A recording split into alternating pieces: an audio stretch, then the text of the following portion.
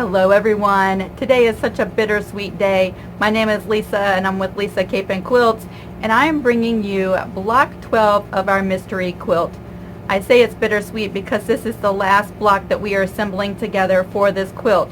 However, it is super exciting because next week we are going to assemble this quilt and we are just about done. I have enjoyed seeing all of your pictures, talking with all of you along the way. It's been 12 weeks. Can you believe it? That's how fast time goes by. 12 weeks.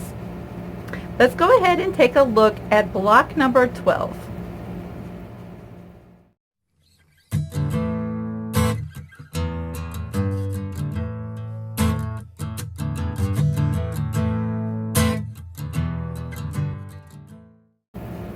Alright, we are going to open the binder for the last time of this mystery quilt.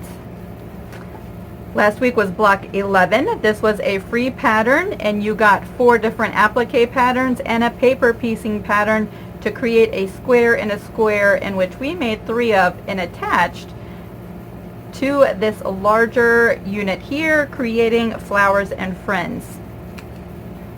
This is our last block, block number 12.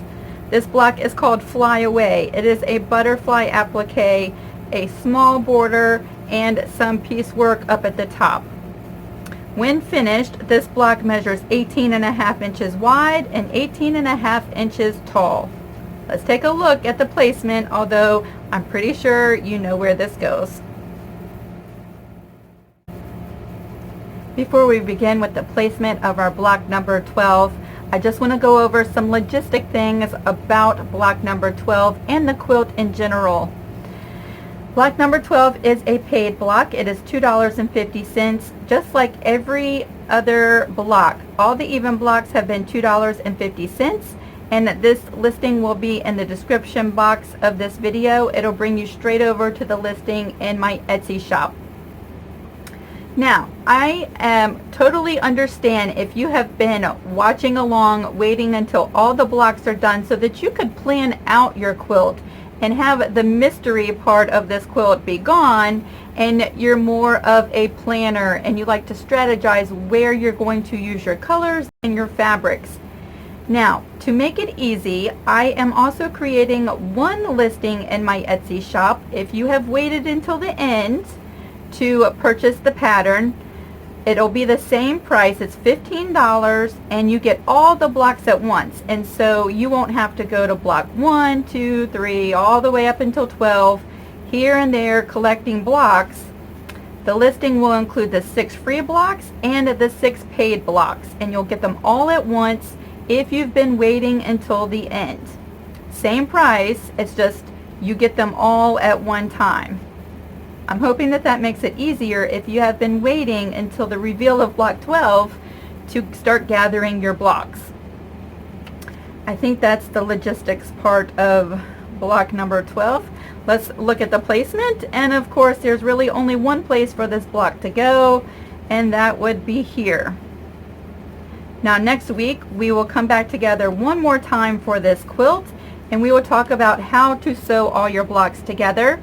But what I really love about these grids is that you can pretty much look at this and tell by the different size blocks and the placement of the blocks where your seams are going to be and how to piece this together. I'm not going to go over those details until next week, when I will do a reveal of my finalized quilt. You all know, if you watch block 11, that I worked ahead and finished one of my 3 quilts, and I entered that into a quilt show in Vermont. And so look at this, ta-da! People's Choice Award for the Bonneville Fair in Vermont. I really feel like this ribbon belongs to all of us because we've all worked together and we've spent so much time together and we've really grown together as a community. And so I proudly will display this in my studio, and it represents all of us. And I'm really happy with it. Plus purple is my favorite color, so so yay, we got that. I will show you a finalized picture next week when we start piecing this together. Again, many of you can just look at this. That's the beauty of the grid, is you can pretty much figure out where to start piecing your blocks together if you want to jump ahead of next week. So let's go ahead and take a look at this pattern. No different, cover sheet and applique instructions. I've had a lot of really good feedback on this mystery quilt. Just to let you know, it's been so exciting and so much fun that I do plan on doing another one according to my time schedules. It doesn't look like we will have time for a mystery type of quilt until probably the spring, but I'm already in the design phases and the thought process and taking notes, and so I am looking forward to doing another one. I will also modify the patterns, like this will be a PDF that if you want to download the instructions you can, but it probably doesn't need to be in all 12 patterns and things like that. And so this quilt has been a learning process for me as well on how to do the videos and print out the patterns. And so yeah, I've just really enjoyed it, and so far the feedback on the quilt is that many of you have enjoyed it as well. So of course, the instructions and cover sheet, you will have a page of templates that have been mirror imaged and your instructions. So I'm going to go ahead and pause here and bring over everything that we need to gather for this block. Now let's take a minute and go over the fabric requirements for this block. We will start with a background fabric of 14.5 inches wide by 10.5 inches long. And so I've already pre-cut mine. That's my background fabric for the butterfly. We will need a butterfly border, and so you'll need 2 strips that measure 2.5 inches wide and 10.5 inches long. So we have 2 there. Isn't that cute? This was a quilted jacket that my Nana loved to wear, so I'm using that as the border. And then you'll need 2 strips that are 2.5 inches by 18.5 inches, and so these are longer, and there are those 2 pieces. You will need 9 fabric pieces that measure 2.5 by 4.5, and so I have all of my pieces here. I am using clothing, and so I did stabilize these to prevent any stretchiness from happening. And of course, your scrap fabrics that are slightly larger than your template pieces. I will be using 2 different colors of embroidery thread today. I really like the embroidery thread because of the sheen that it gives to my stitch. And so those are the 2 colors I'm using today. So you'll need embroidery floss, like a DMC, or you could use your embroidery thread to stitch out your little antenna part, and I will go over that when we get to that part, or you could use a fabric marker to draw it on. So let's see. I think I will go ahead and start with the piecing my little 2.5 by 4.5 inches, 4.5 inch pieces together. And they just go side by side like this, and you piece those together and press it, and then come back, and then I will do the applique section of my background before I add my pink borders. So let me go ahead and turn the cameras off. I will piece this together, press it, and come back as we start the applique portion of this block.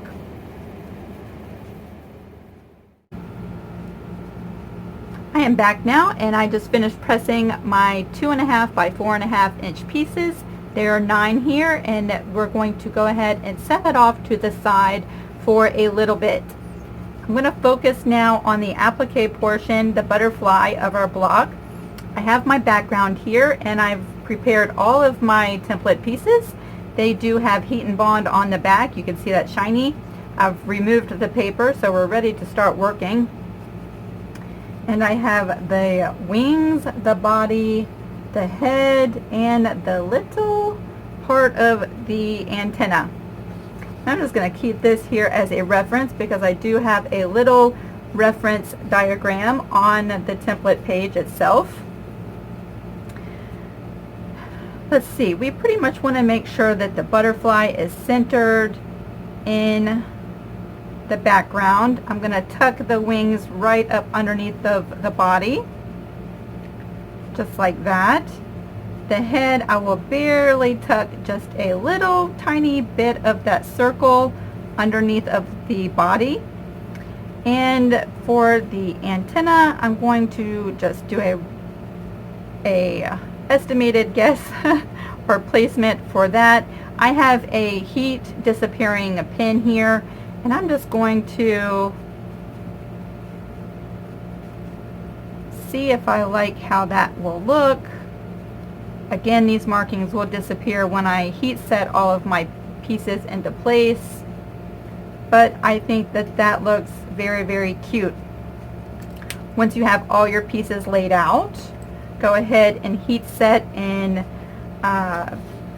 stick down all of those pieces with whatever type of fusible you are using and press that.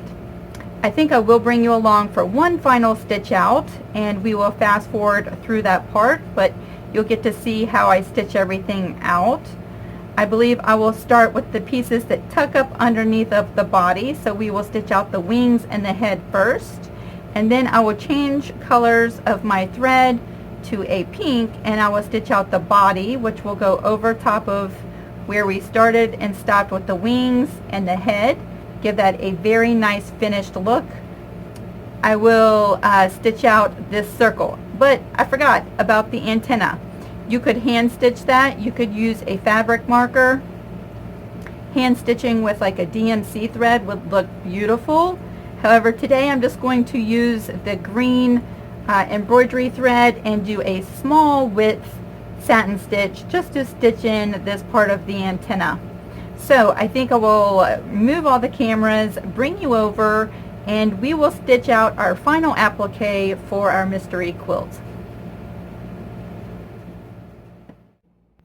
We are at the sewing machine now. I have my machine set up to do a satin stitch, and I've placed a light tearaway stabilizer behind my foundation of this block.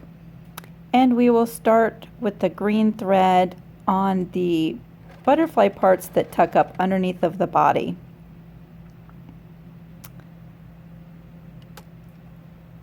I have seen many of your pictures. I'm so proud of you with the satin stitch. Many of you have improved from block 1.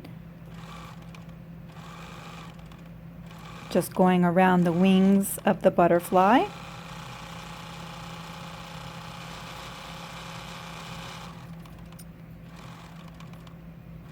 Remembering, if you are shifting your fabric to the left, to make sure to stop with your needle inside the applique on the left.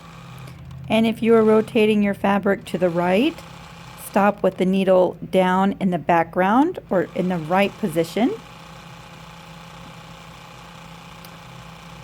We're coming back to where the wing tucks up underneath the body. I will trim my threads. And I have to remark where I want my antenna, because of course that disappeared when I fused all my pieces onto the background. I changed my width of my stitch to a 2. I think that was a 2. And so the antenna is a lot skinnier than the stitch that I'm stitching with the head and the wings.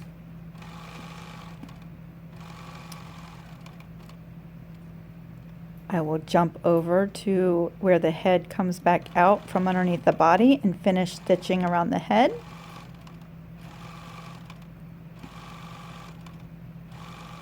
Going right over top of where the antenna joins the top of my butterfly's head.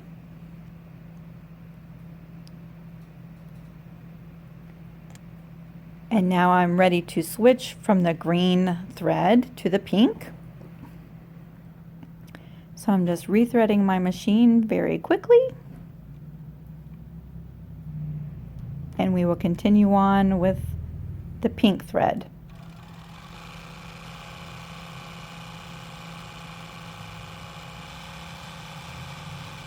I have enjoyed this quilt. I really wanted this quilt to focus on applique, and we have done tons and tons of applique work on this quilt.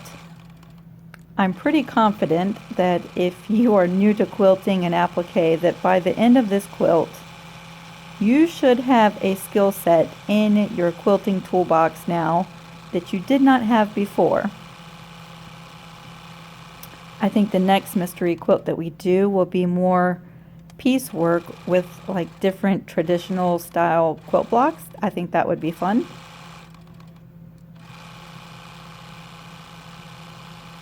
We will see. I'm still investigating ideas.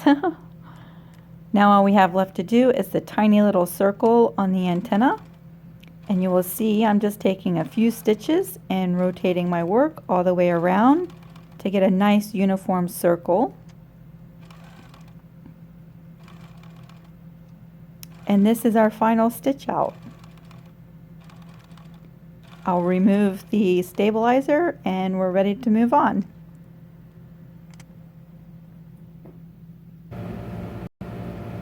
I am back from the sewing machine, and you can see all of my satin stitch work is done. Isn't she just so cute? Now, I mentioned during the stitch out of my butterfly here that I wanted to talk about the stabilizer for a minute. Now, a couple of videos ago, during the applique portion of that video, and I'm not sure which video it was now, I did an unofficial review of the stabilizer that I was using on the back side of my work. I had mentioned that even though it was a lightweight stabilizer, it was difficult to tear away from the back side of my work.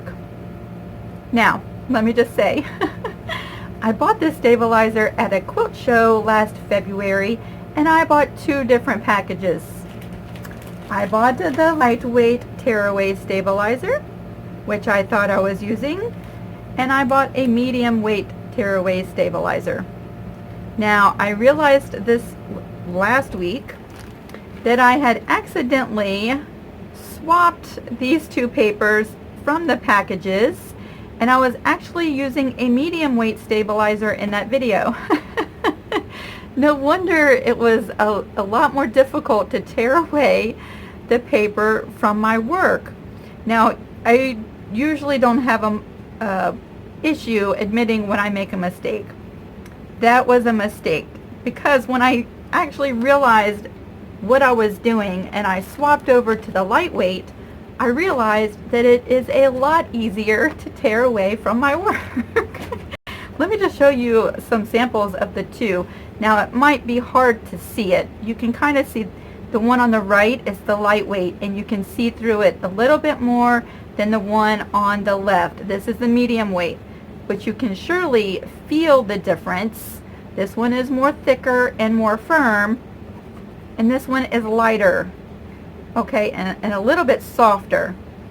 They both work great for stabilizing your work, preventing skip stitches, keeping your stitches nice and pretty.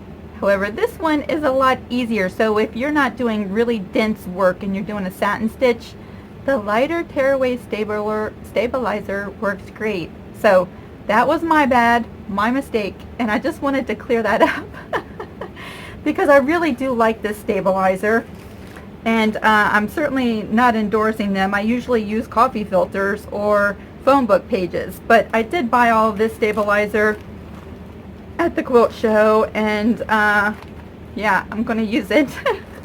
So, while not endorsing, I will correct what I said. I do find this one a lot easier to tear away from your work. Okay, we're back to the video now. So, what I need to do now is tear away the stabilizer from the back side and get this ready for the borders. I think that I am going to stitch all this together and take pictures as I go along.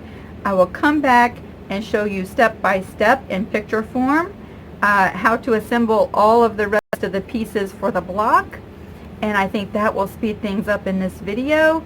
And I think we're all at that point now at block 12 that I could do that. And so let me turn on some music and stitch away, take photos through the whole process, and we'll come back with a finished block. And here we are. My block is all complete. It is not fitting all in the picture, I believe.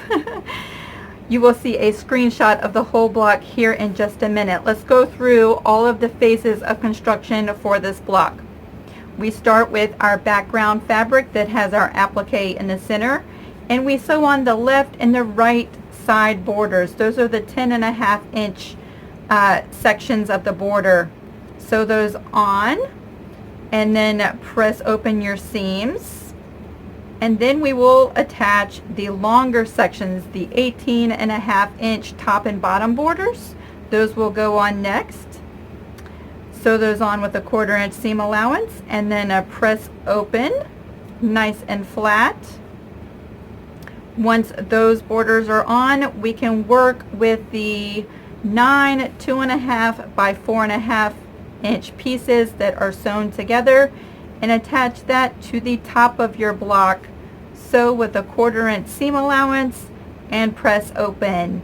And this is my completed block number 12. You can see a picture of that. And that completes our last block of this quilt. So here we are, and I say it's bittersweet because I have enjoyed the process. But I am so excited that you have all your blocks together now. And like I mentioned at the very beginning of this video, I have enjoyed each and every step of this process, and I am so proud of you. Many of you are leaving comments with your pictures when you post them that your satin stitch has come a long way, or that you avoided doing the satin stitch, and now at the end of the quilt you are getting really proficient at it and you are pleased with your results, and that could not make me more happy. I am so excited for you, and really that's my goal, and that was my purpose with this particular quilt. We did so much applique work, and I showed different ways of doing applique, and I was really hoping that some of you would step out of your comfort zone and learn something new and get to a point where you are proficient at that skill, and so that you can use it in your other quilting projects as well. So I feel like my goal is accomplished. I love my quilt, and I cannot wait for you to see it next week. And I have 2 more to assemble, and so we will be working on one of these together next week. If you would like to show a picture of your block number 12, I will post my picture on my Facebook. You can also, through my Facebook, Lisa Capen Quilts, you can find my Quilty Friends page on Facebook. All the links will be in the description box below. If you have any questions, jump down to the comment section, and I will try to be as quick as I can, depending on how busy things are at the moment. And we will try to get those questions answered. Keep showing me your pictures. Everyone, not just me, enjoys seeing them. And again, it's funny how we can all take the same quilt pattern and use different fabrics and different colors and create something totally unique to ourselves as the quilt maker. Now, I am off to work on next week's video. I cannot wait to see you next week, and have fun sewing. Bye everyone.